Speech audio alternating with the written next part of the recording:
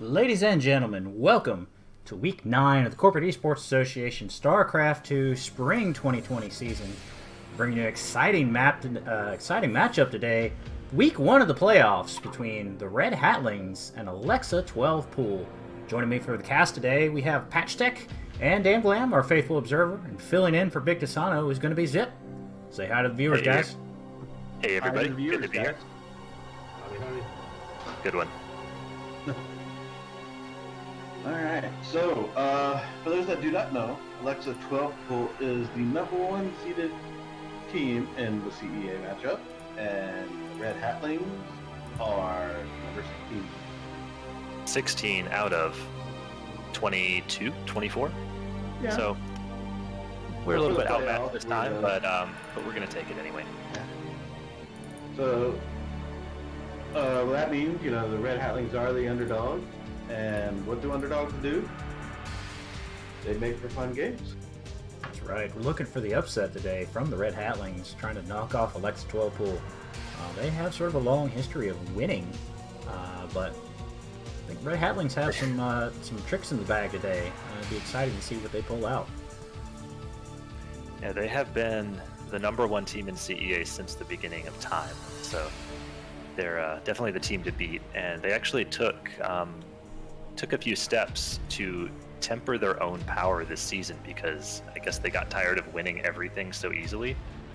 So they split up their most powerful players across all of Amazon's teams. And I don't know if it did any good because they're still the #1 team in the league. And of course, by beginning of time, you mean spring 2019. Which is when time actually began, kicked yes. off. Yeah. Well, the time there was a small amount of time beforehand. There's theorizing on what actually caused the Big Bang, but our lobby is getting set up now, so we should be getting in the game here shortly. Looks like our first matchup will be Nitrous and Slumdog, and calling this game will be Zip and Patch. Take it away, guys. Alright, so just to start out, Slumdog is a Terran as well as Nitrous. Nitrous is a Diamond 3, if I recall, and Slumdog's a Masters. I don't know what rank Masters he did not hit. I think when I looked it up, this might have been a week ago, but I think when I looked it up, he was Masters 3. Okay. Could be wrong on that. So not too much of a difference between the two. No. Compared to some of the other matches we had. Negligible. Just a mere 1,000 MMR or two. And so in the map we're playing on is the only the Golden Wall. You either love this map or you hate it. It's got this weird little short bottom area with the minerals in the back of the base, so you can either turtle up and expand down to that area, or you can go up to the top and expand out that way. The normal routes, obviously, your standard harassment routes, but interesting tactics can come into play, especially with the fact that there's no air inhibitors either between the two bases. Yeah, it is definitely the strangest map in the pool, and we've seen some pretty unusual strategies in CEA already. Some cool proxies where you drill through to the bottom and then build your proxy down there where the other player isn't likely to see it. Not so good against Zerg because overlords usually fly right across it, but it can definitely take people by surprise. Okay, just waiting for the players to be ready. We should be starting any second now.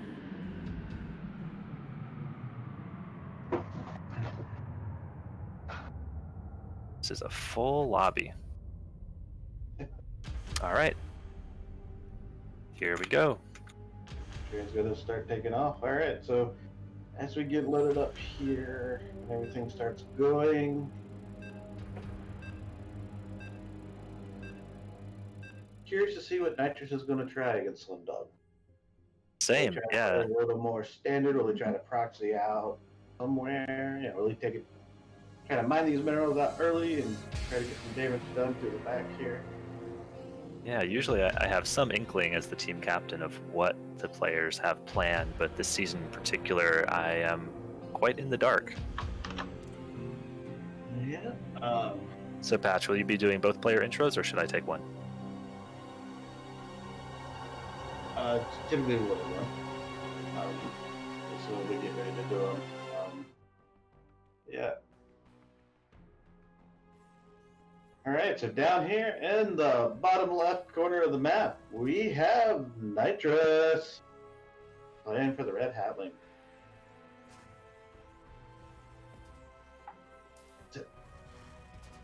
And here in the bottom right corner, we have Slumdog.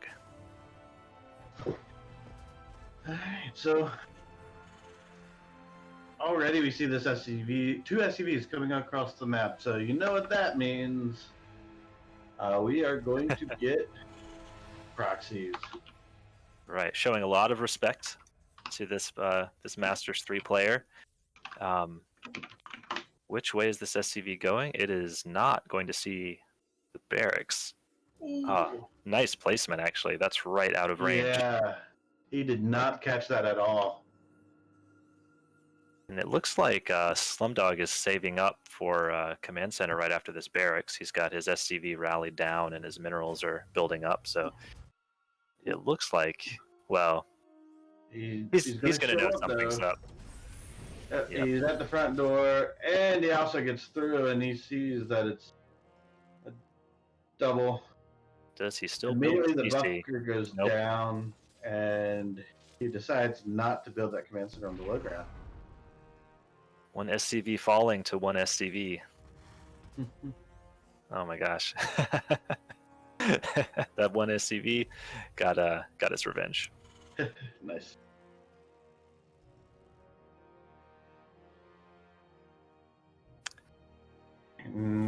I am just here starting to turn out. The Reaper will get out here to try to go scout for this proxy. Will he end up finding it? Yeah, I suspect Slumdog is expecting Reapers. Oh, and he will move out while the Reaper's still searching. He's going to show up with 4 Marines, and the SCVs are going to go ahead and build bunkers.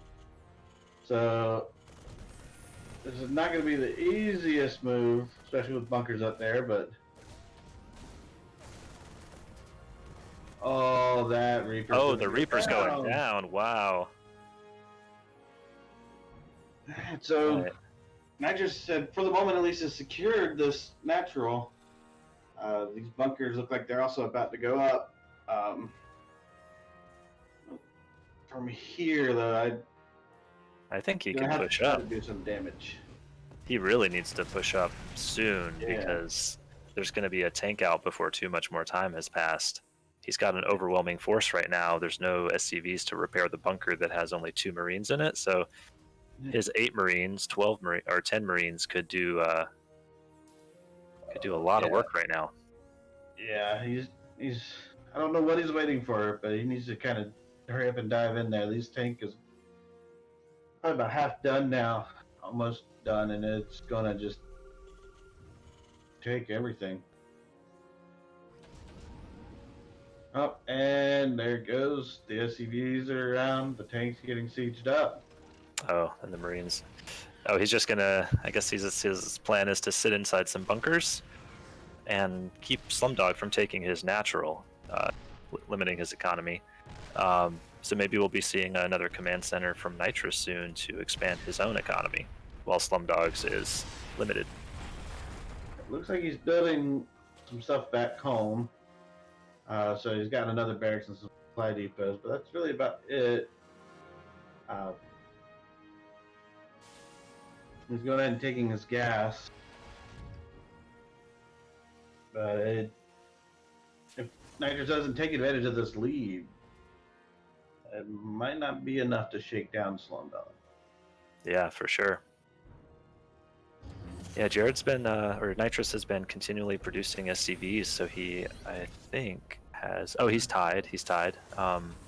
And the Liberator will move out to go do some eco damage. And I don't think Nitrous has any army at home at the moment, does he?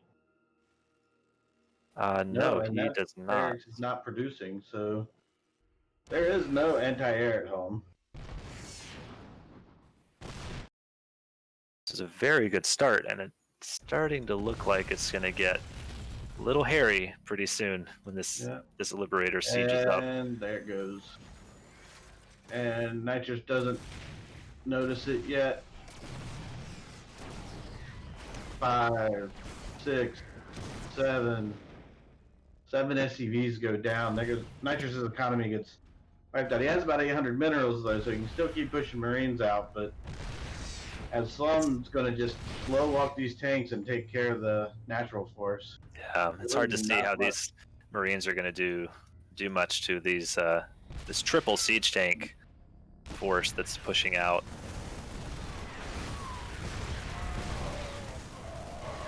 He's going to try to get something done here, but valiantly die. Wipe up the Marines.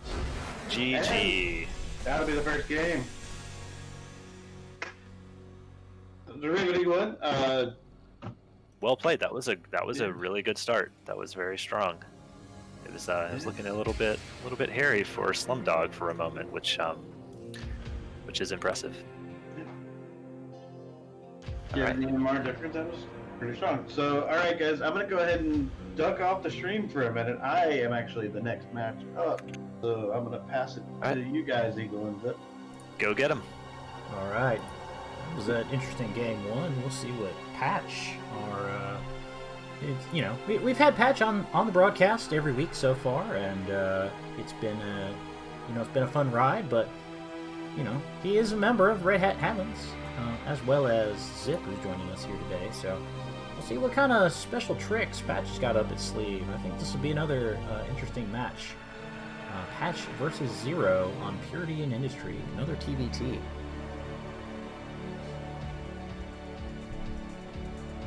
Another TVT, yes. In fact, I think 3 of the 4 games, assuming we don't go to ace matches, the 4 games that are in the lineup are 3 of the 4 are mirror matches.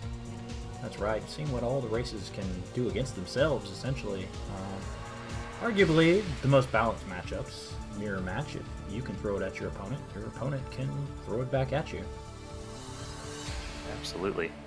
The only imbalance in those mirror matches is build imbalance. Build order wins and losses, so to speak, when a certain build is much stronger than others, and other builds are stronger against that build. Right, and that's create a sort of within the race and a little imbalance. Yeah. It does underscore the importance of scouting. It can be a little difficult because being able to get in and scout and deny each other's scouting tends to be a little bit more strategic, a little bit more tactical, because you don't have those natural sort of built-in advantages.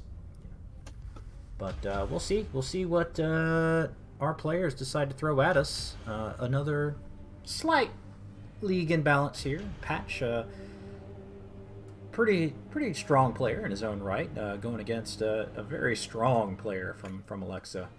They didn't get to be number 1 for no reason. This is a stacked roster. Absolutely.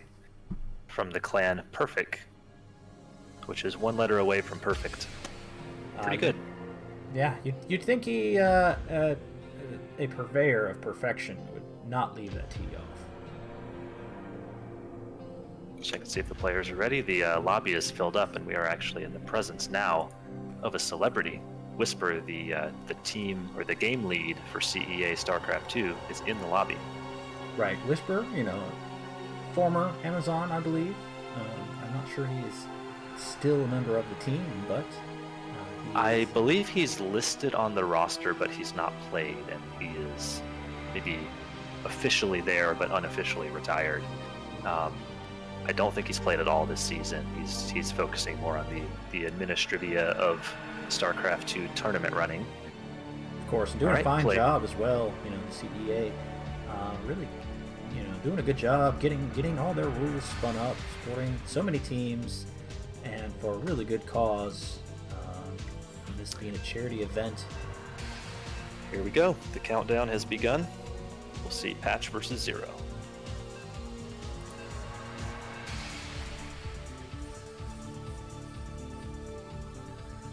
And we will be on Purity and Industry, which has that sort of big slow zone void back there. What kind of strategies do you think our players might employ to take advantage of that? Well, I do know what strategy was employed against me on this map in Zerg versus Zerg. For TBT, no, it seems like Liberators would be good. There's good high ground right outside the natural that you can set up some tank lines and keep people from even pushing close to your natural.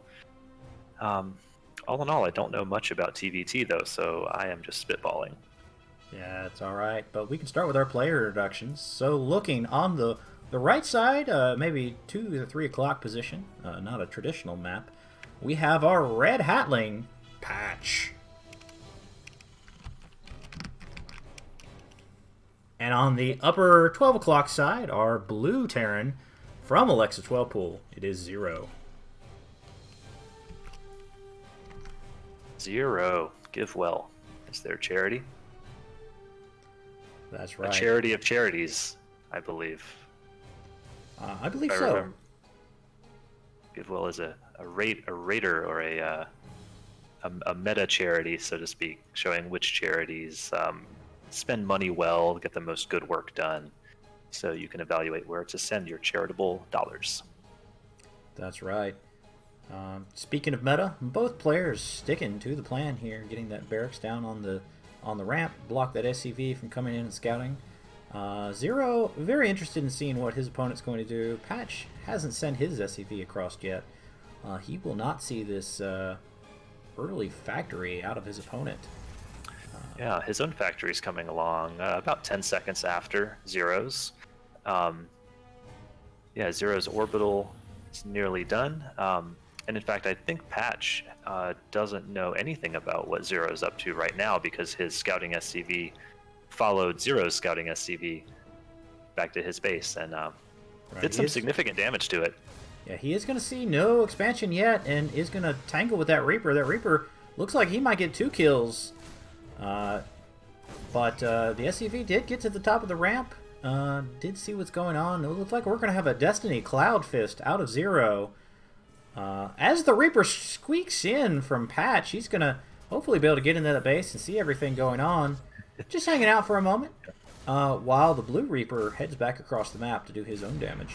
So this is a meta breaker from Patch because he sent those 2 SCVs across the map on purpose to keep Zero's Reaper occupied while his own Reaper snuck in the back. It's a clever all move. According to plan. We'll see what Patch does to follow it up. Starting to fall behind a little bit. Is getting his own Destiny Cloud Fist out with that 1-1-1 build. But a little bit behind. Medevac already in production for Zero while Patch just trying to finish up that starport.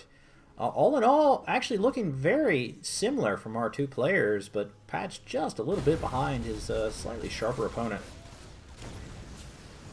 Yeah, absolutely. This is one of the ways that you can differentiate players of different leagues is just seeing how sharp the timings are, and we can see this here. They're both following more or less the same build. They're pretty similar, but Zero's timings are just so sharp and on point, and it seems like every new building he builds is like just 2 seconds ahead, 4 seconds ahead, 6 seconds, and that crispness just compounds as the game goes on. That's right. You can see it's just getting slightly further and further ahead. And speaking of those dead zones, he's going to sneak in the back with that medevac. Moving slowly, but able to get his units in. And where are Patch's units at? They're not going to be able to protect these SCVs. Getting tons of fire down, lining them up for those Hellions. Terrible, terrible damage. It's exactly what Patch wants, really. Well, that one's hard to see, but is starting to run these SCVs around. Gets the tank out. The tank may be able to stop the Hellions and Reaper, but not currently mining. That's not very good for Patch. Just about to finish his own second, but Zero's natural has been up for a while now, so that economy advantage is going to keep compounding. Going to mass repair on the tank. The Reaper Bomb throws the SCVs off. That was a slick move from Zero. I got to give him props for that. That was impressive. But the Raven coming out gets the turret down and isn't able to stop that marauding medevac. GG. Don't worry, Red Hatlings fans. It's not over yet. Patch could still win. I haven't figured out how yet, but it could happen. Well, it won't happen in this rev of the game because there was the He's got this. screen. I have faith in my players. Well, with that, Alexa 12 pool is going to go up 2 maps to 0 on the Red Hatlings. Looking a little tough. I've seen some interesting builds out of our Red Hatlings so far, but we'll see if in the next match, if Velocitas can pull it back. Take a map for Red Hat.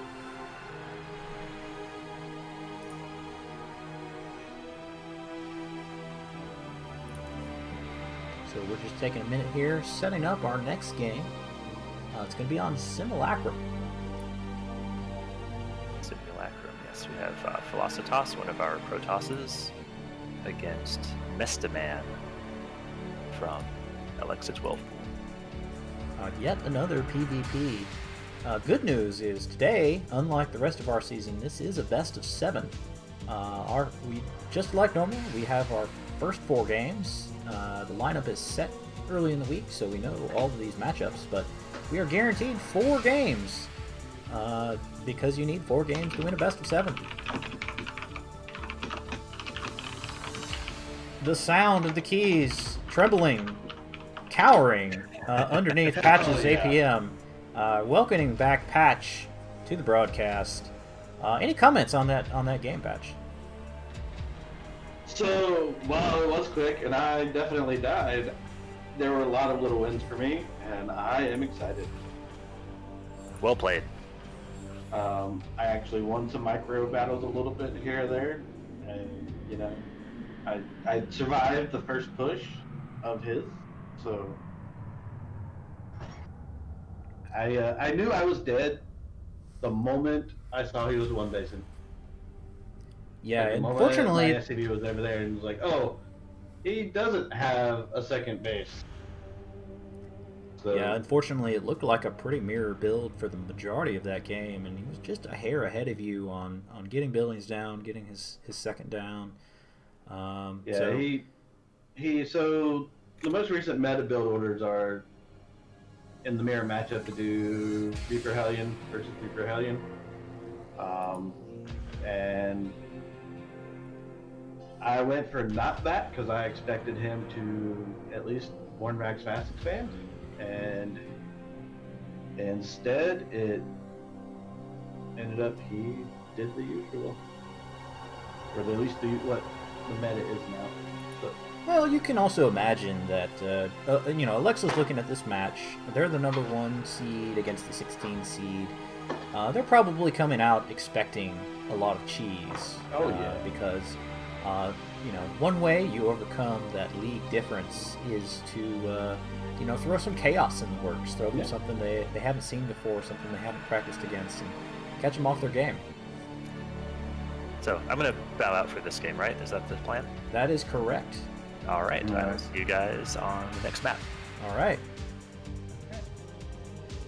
It looks like our lobby is up, and so we will be starting game shortly between Velocitas and Mestaman. PvP. Slightly different matchup than we've seen so far. Still a mirror match. We'll be here on Simulacrum. Yeah. Simulacrum, a little bit more of a, I don't know if balanced the right word, but traditional map compared to our first 2. Golden Wall, Purity and Industry sort of had some cheeky design to it. Simulacrum has a little bit more traditional fare to it.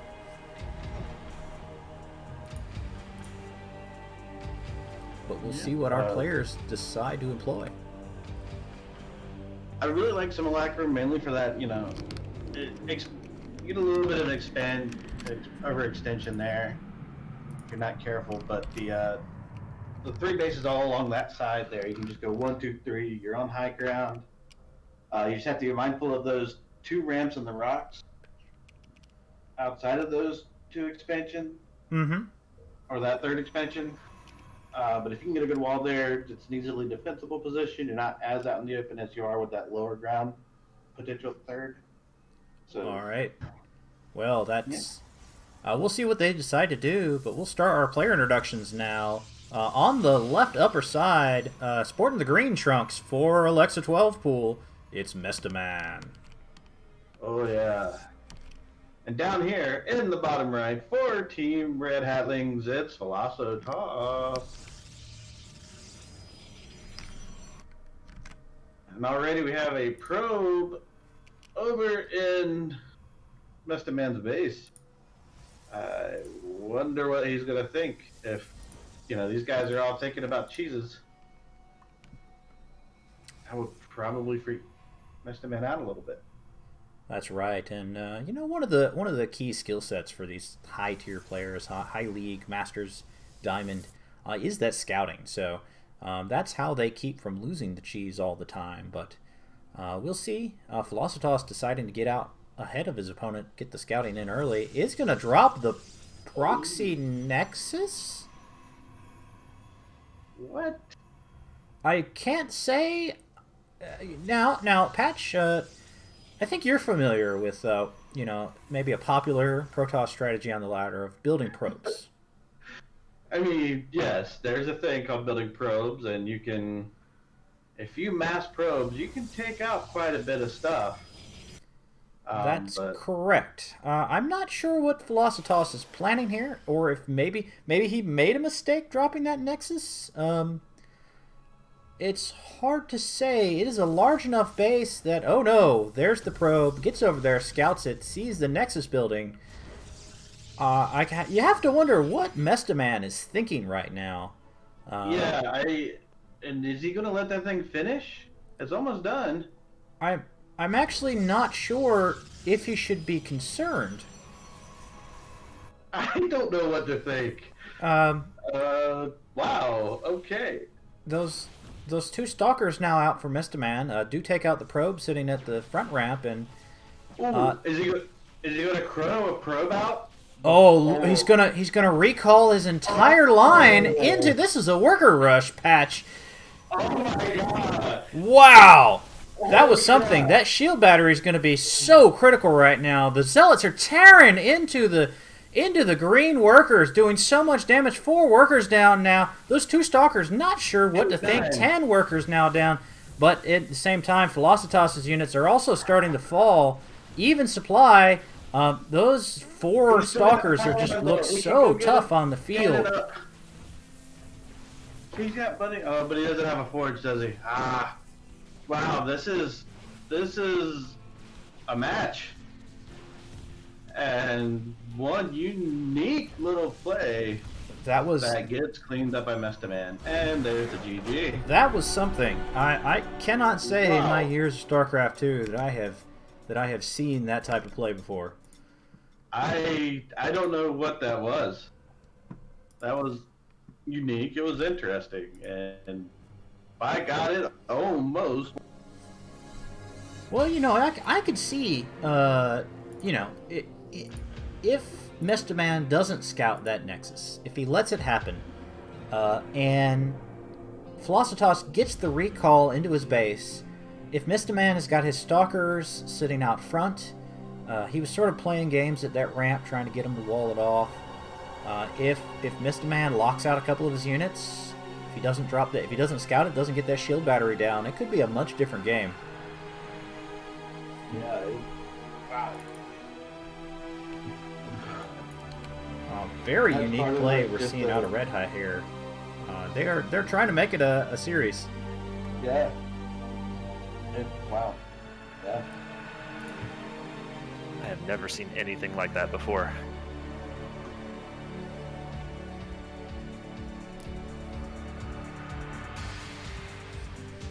Oh man.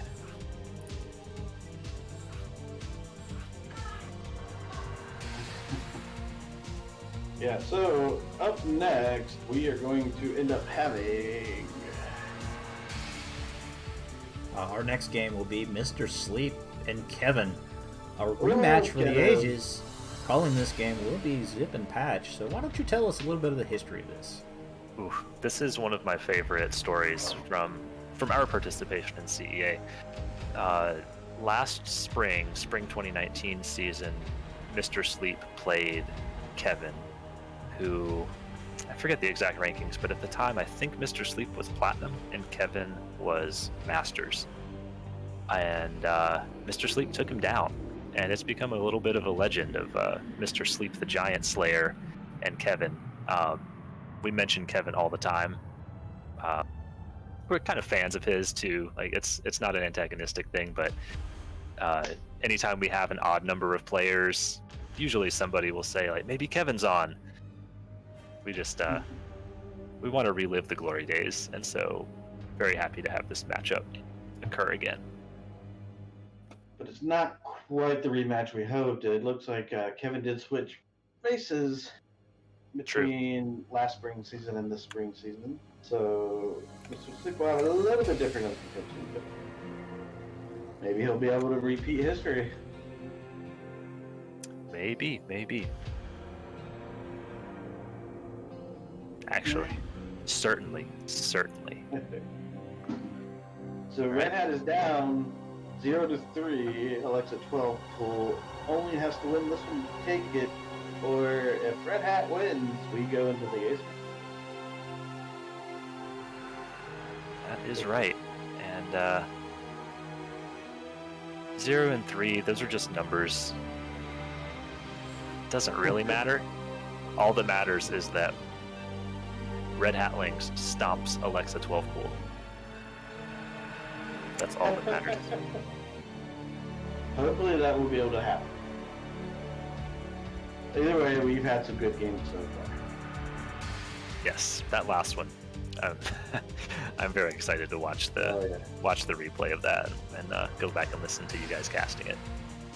Oh, yeah. Alright, so we're getting loaded up here. Just give us a second to get everything set up.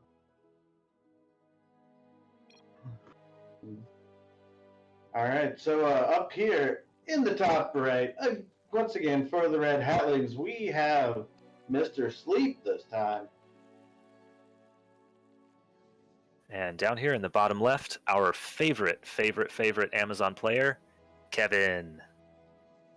Oh, Kevin. So I wonder if Kevin you ever got left at home when people went on vacation. Maybe so. That would explain why he's so good at Starcraft. yes, it would. So they're building probes, drones. Nothing looks too unusual so far. I don't think we're going to see a Nexus in Mr. Sleep's main, unfortunately. I'm really curious what Mr. Sleep has planned for this. Like I said in a previous game, I normally have an inkling of what the players are going to do, at least on the Hatlings team, and I'm not too sure this time. It looks very standard so far. Yep. Who knows? Maybe Mr. Sleep decided to just go up against them full charge. Mono and mono. Nothing silly, nothing cheesy. Just a normal match of wits. Yeah. So Kevin's down here checking for a third base. It's just it looks like a drone is heading out for the other third, the triangle third, so Kevin's not going to see that, which is really good for Mr. Sleep.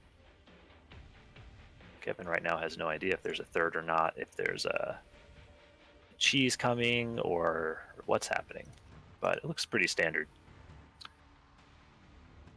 That actually was a little bit of an earlier third than we've seen Mr. Sleep take in the past. He tends to be a two base a little bit longer than some other Zergs. Maybe he feels like he needs to wrap up his economy sooner than later. Yeah. Really start pushing out some macro. And it's our favorite spot. We haven't really said it too much because we haven't had any Zergs yet, but it's the Overlord hanging out in that little perch. Everybody take your shots.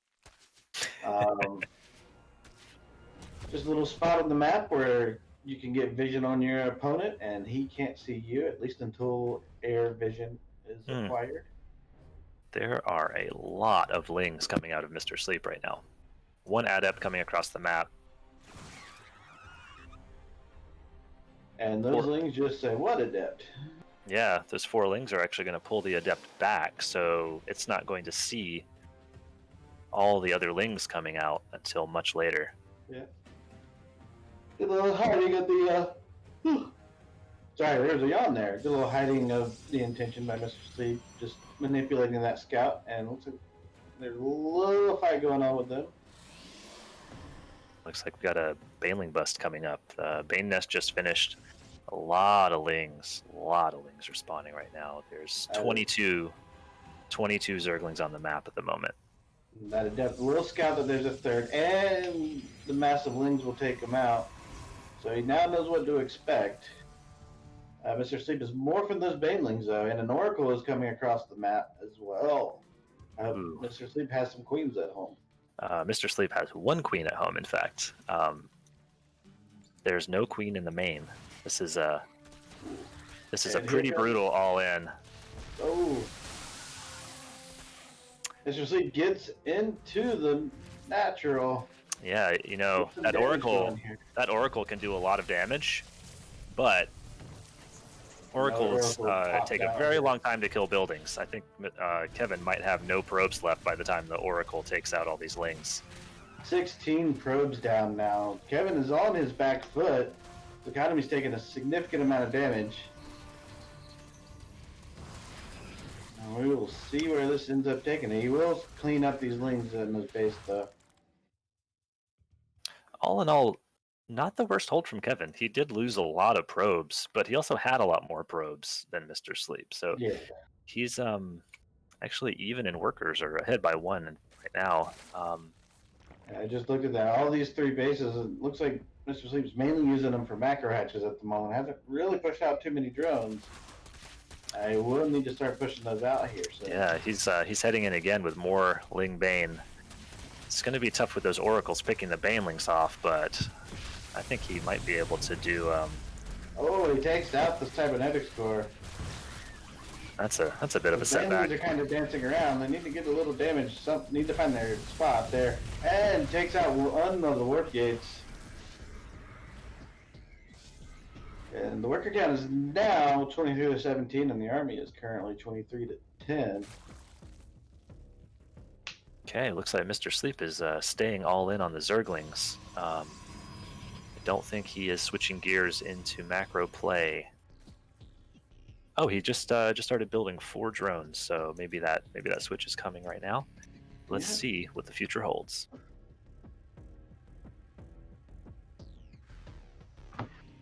And these Oracles now, and we'll start flying around. Looks like we got 3 of them hanging out. They're going to see if they can go get some damage done. They're trying to scout out, looks like at the moment. See if he's going to get any Lings to come back into his base, or if he's fine for now. And he will not notice these up. There he goes. He comes back now, and he'll start attacking those Lings. Or he could fly right over them. Yeah. Just the scenic view. Maybe he just wanted to see them and not touch them. One funny thing right now is that Kevin has 3 Adepts, 4 Zealots, and 4 Oracles, which could do a tremendous amount of damage to Mr. Sleep, except that the ground army is stuck inside his base because he has a solid wall. The Robo Bay will be finishing pretty soon, giving him Warp Prism to perhaps get his army out and put on some pressure, but he has to rely on the Oracles for now to do any kind of damage. Ooh. Damage like this, for example. Kevin's trying to get some damage done as well. Takes out 11 of these drones. 12. And the Queens... Mr. Sleep will pick off 2 of them, and the Queens will clean it up, and they'll head on out. Yeah, taking out 1 Oracle's pretty good, and losing 10 drones, going down by 10 workers. Again, that's just a number. It's just 10. Who cares? Mr. Sleep is just fine. Yeah, he's got 9 of them in production now. He's really focusing on ramping up his economy. But this 3rd base doesn't really have any defense at it either. That's right. It also doesn't have any drones, so it's going to be fine. It's all going to be fine, right? This is fine as you drink your drink in a room full of fire. But yeah, it probably is fine so far. Main concern here is these oracles and if they continue to do harassment and stuff. Mr. Sleep now takes over the worker lead, gets his economy pumping.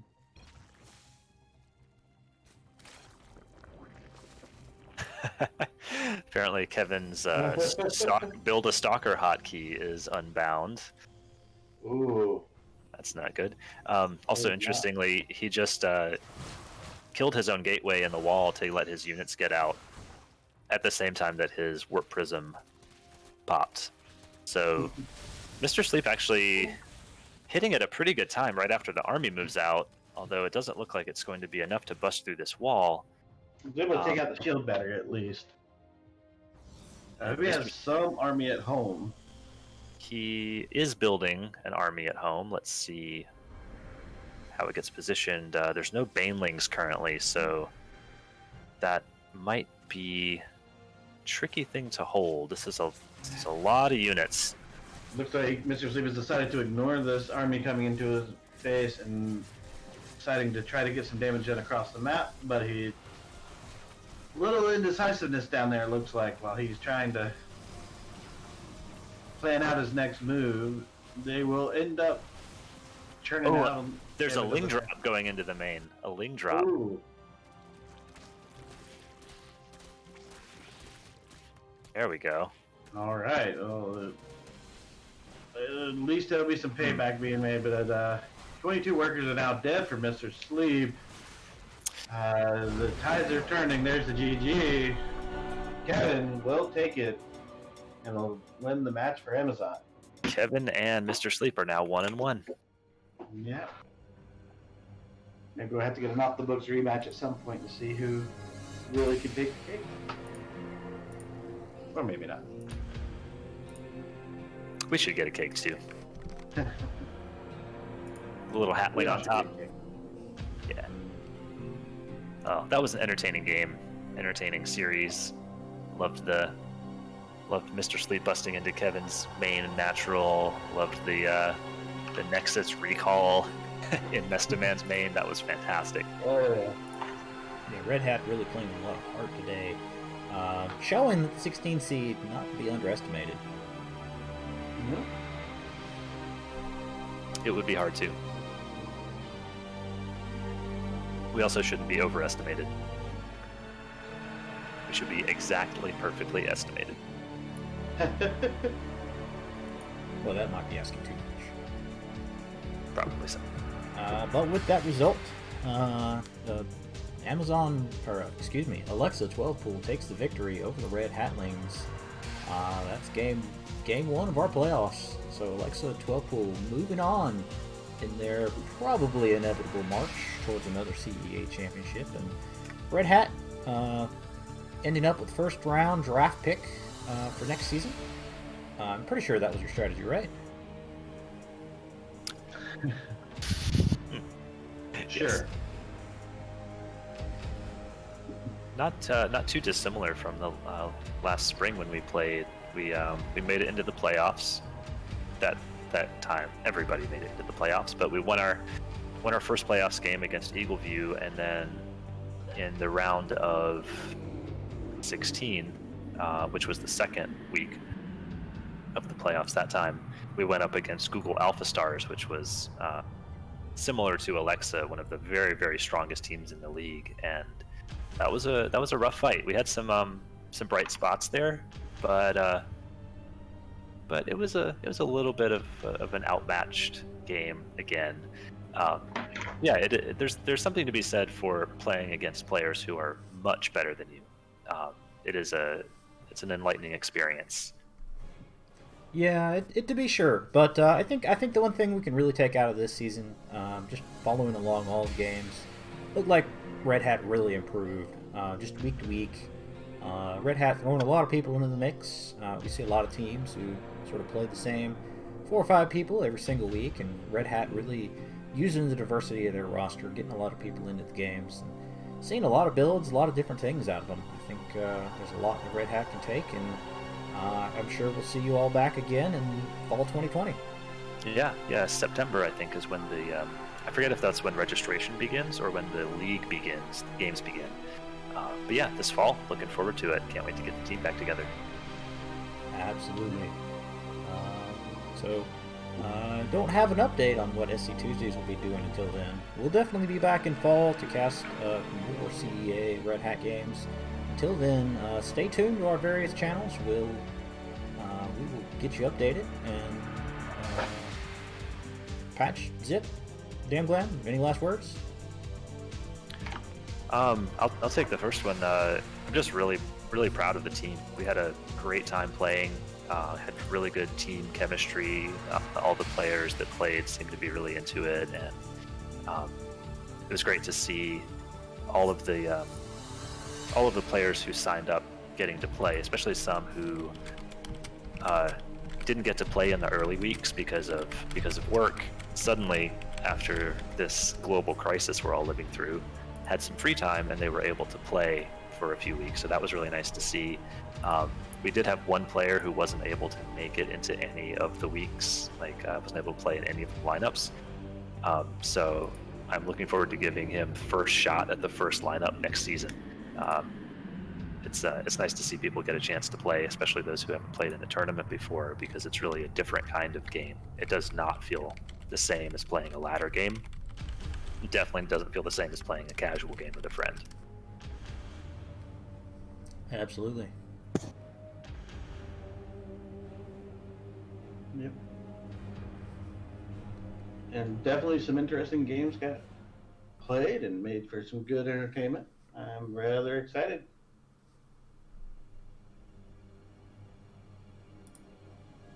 All right, with that, I'm Eagle Searcher, and I'm signing off for SC Tuesdays. We will catch you next time. GG. GG.